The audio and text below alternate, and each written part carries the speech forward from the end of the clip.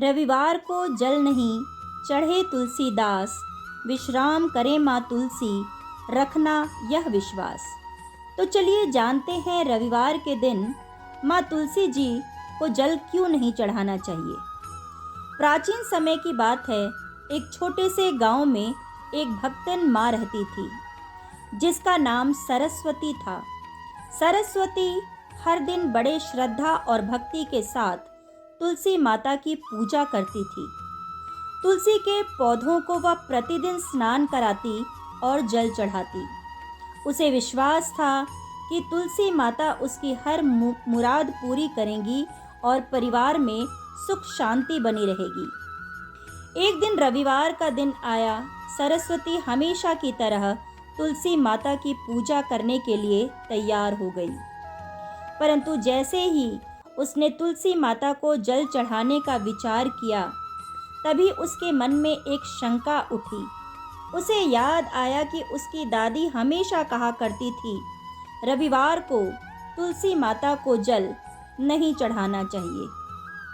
सरस्वती के मन में यह सवाल उठने लगा कि ऐसा क्यों कहा जाता है। उसने गांव के पंडित जी से इस बारे में जानने का निश्चय किया। पंडित जी ने उसे बताया, रविवार को तुलसी माता विश्राम करती हैं। यह दिन भगवान विष्णु और सूर्य देव को समर्पित होता है।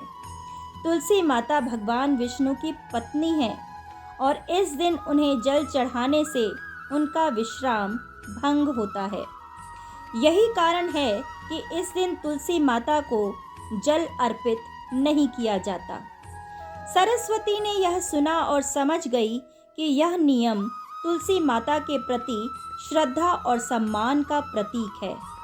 तब से उसने नियम का पालन करते हुए रविवार के दिन तुलसी माता को जल चढ़ाना बंद कर दिया, लेकिन अन्य दिनों में उसी श्रद्धा के साथ उनकी पूजा करती रही।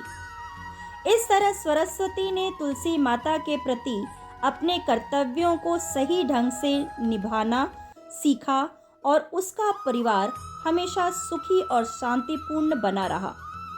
इस कथा से यह सीखने को मिलता है कि हमें धार्मिक नियमों का पालन करते समय उनके पीछे के कारणों को समझने का प्रयास करना चाहिए, ताकि हम अपनी आस्था और गहराई से अनुभव कर सकें।